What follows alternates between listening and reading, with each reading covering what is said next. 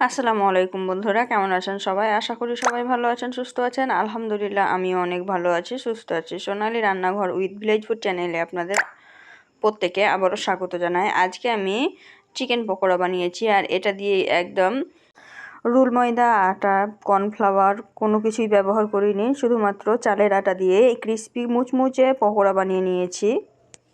শুধুমাত্র চালের আটা দিয়ে বা চালের গুঁড়ি দিয়ে যে এত সুন্দর, এত মুচমুচে চিকেন পকোড়া তৈরি করে হয়, তা আপনারা এই ভিডিও না দেখলে বুঝতে পারবেন না। তাই প্রথম থেকে শেষ অবধি দেখার অনুরোধ রইল। তো চলুন দেখে নিয়ে যাক কীভাবে তৈরি করেছি আমি।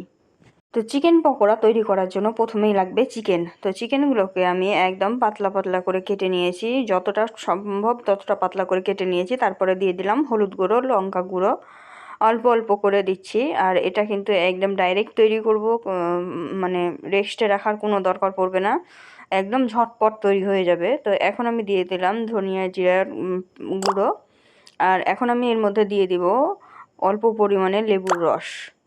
তো এখানে আমি 1 চিমটি লেবুর রস দিয়েছি, এতেই কিন্তু যথেষ্ট, কারণ আমি এখানে ডিম ব্যবহার করব না। একদম সিম্পলভাবে তৈরি করে দেখাবো, আর ক্রিস্পি হবে, আর এত টেস্টি হয় খেতে, না তৈরি করলে কিন্তু বুঝতে পারবেন না। তো এখানে আমি এখন দিয়ে দিলাম স্বাদ মতো লবণ।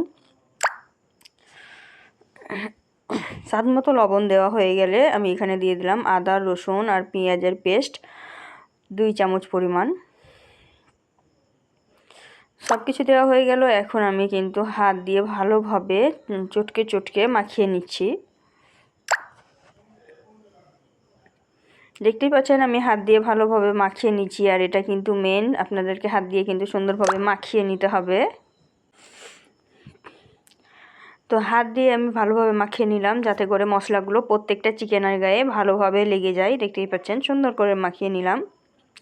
তো এটা আমি একটু সাইডে রেখে দিচ্ছি। দিয়ে আমি এখন এর উপরে যে ময়দার কোটটা করব, ময়দা তো না, চালের আটা, সেই চালের আটাটা নিয়ে নিয়েছি। তা আপনারা চাইলে কিন্তু এইভাবে করতে পারেন। তো আমি প্রথমে এইভাবে 2-4টা করেছিলাম, তো অনেকটা সময় লাগছে বলে আমি চালের আটাটাকেই আমি মাংসের ওপরে দিয়ে দিয়েছিলাম। দিয়ে মানে মাংসের ওপরে দিয়ে যেটা তৈরি করেছিলাম সেটা কিন্তু বেশি সুন্দর হয়েছিল। তো এইভাবে আমি প্রথমে করার চেষ্টা করেছিলাম। তো এটা দেখতে সুন্দর লাগছিল, কিন্তু ভাজার পরে উপরটা সাদা সাদা হয়ে থাকছিলো, তার জন্য কিন্তু আমি পরে ওই চালের আটাটাকে মাংসের উপরে দিয়ে দিয়েছিলাম। তারপরে একটু জল দিয়ে ভালোভাবে মাখিয়ে নিয়েছিলাম।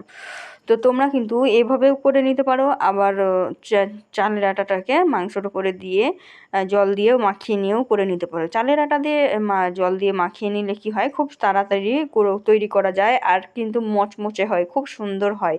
ভাববেন না যে জল দিয়ে মাখানো আছে তাই মচমচে হবে না। তো একে একে একইভাবে কিন্তু আমি অনেক কটা করেছিলাম। তো জল দেওয়াটা কিন্তু আপনাদেরকে দেখানো হয়নি। তো জল দিয়ে ভালোভাবে কিন্তু মাংসর গায়ে আটাটাকে মাখিয়ে নিতে হবে। তো আমি জল দিয়ে মাখিয়ে নিয়েছিলাম। তারপরে এদিকে তেলটা আমি আগে থেকেই গরম হতে দিয়ে দিয়েছিলাম, হালকা গরম হয়ে গেছে। আর এখন আমি একে একে মাংসগুলো দিয়ে দিচ্ছি। তো তেলটা কিন্তু গরম করে নিয়ে তারপরেই দিতে হবে এটা, মানে গরম করে নিয়ে আঁচটাকে একটু কমিয়ে দিতে হবে, তাহলেই কিন্তু পারফেক্টভাবে হবে। তাহলে ভিতর থেকে সুন্দরভাবে হবে, আর বাহিরটাও খুব সুন্দর ক্রিস্পি হবে। তো একে একে আমি অনেকগুলো দিয়ে দিলাম। দিয়ে আমি নাড়াচাড়া করে একটু সময় নিয়ে লাল লাল করে ভেজে তুলে নেব। তো দেখতেই পাচ্ছেন এখানে কিন্তু আমি অনেক কম তেলে ভাজছি। আপনারা যদি একটু বেশি তেল দেন তাহলে একসঙ্গে কিন্তু অনেকগুলো করে ভাজা যায়। আর এগুলো ঝটপট তৈরি করে খেতে কিন্তু খুবই ভালো লাগে, আর ছোটো বাচ্চারা তো খুবই পছন্দ করে। আমার মেয়ে খুব পছন্দ করে এইভাবে মাংস খেতে। তো অনেকেই কিন্তু ঘরে ময়দা বা বেসন থাকে না বলেই কিন্তু চিকেন পকোড়া তৈরি করা হয় না।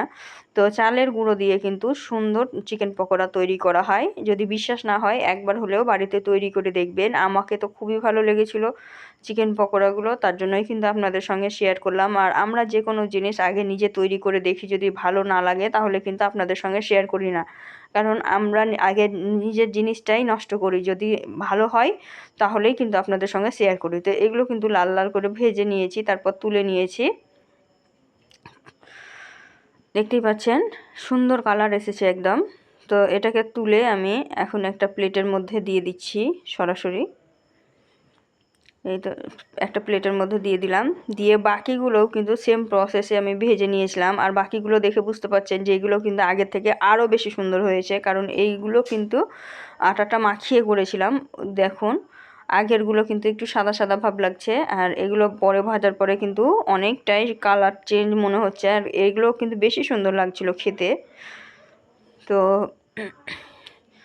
সবশেষে আমি প্লেটের এক সাইডে একটু সস দিয়ে দিলাম। আর এখন আমি দেখাচ্ছি চিকেন পকোড়াটা কতটা ক্রিস্পি হয়েছে আর কতটা পারফেক্টভাবে ভিতরটা সিদ্ধ হয়েছে।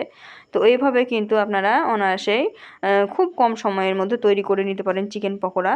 তো আজকের ভিডিওটা এই পর্যন্ত, দেখা হবে এই ধরনেরই আরও নিত্য নতুন রেসিপি নিয়ে পরবর্তী ভিডিওতে। ততক্ষণ সবাই ভালো থাকবেন, সুস্থ থাকবেন, আর আমার জন্য একটু দোয়া করবেন। খোদা হাফিজ।